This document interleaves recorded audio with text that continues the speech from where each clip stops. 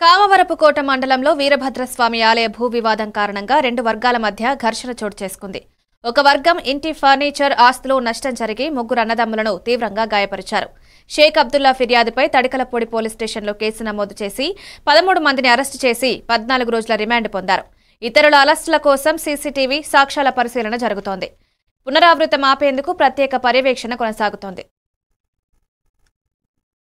గ్రామంలోని వీరభద్రస్వామి దేవస్థానానికి సంబంధించినటువంటి స్థల వివాదంలో రెండు వర్గాలుగా ఏర్పడి ఒక దొమ్మిగా ఒక వర్గం సంబంధించిన ఇంట్లోకి ప్రవేశించి వారిని కొట్టి వారి యొక్క ఆస్తులు ధ్వంసం చేసినటువంటి సంఘటన జరిగింది. ఈ సంఘటనలో కామరకోట గ్రామానికి చెందినటువంటి షేక్ అబ్దుల్ నబీ అనే అతను ఇచ్చిన రిపోర్టు మేరకు తడికలపూడి పోలీస్ స్టేషన్లో క్రైమ్ నెంబర్ 153/25 కేసు నమోదు చేయడం జరిగింది. ఈ కేసు అటెంప్ట్ మ్యాటర్ అండ్ ఈ ఫర్నిచర్ ధ్వంసం చేసిన దానికి తగిన సెక్షన్స్ వేసి కేసు నమోదు చేయడం జరిగింది. ఈ సంఘటనలో సుమారుగా ఒక 50 మంది ముద్దాయిలు పార్టిసిపేట్ చేసి ఒక ఇంటిని ధ్వంసం చేసి వారి ఇంట్లో ఉన్నటువంటి ముగ్గురు అన్నదమ్ములు కూడా విపరీతంగా కొట్టడం జరిగింది.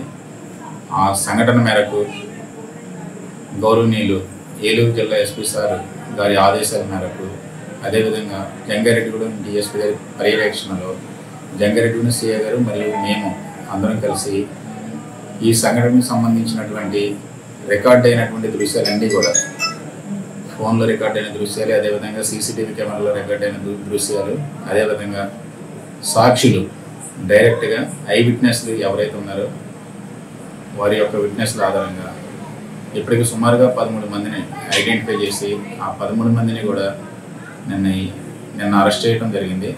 వారందరినీ కూడా చింతలపూడి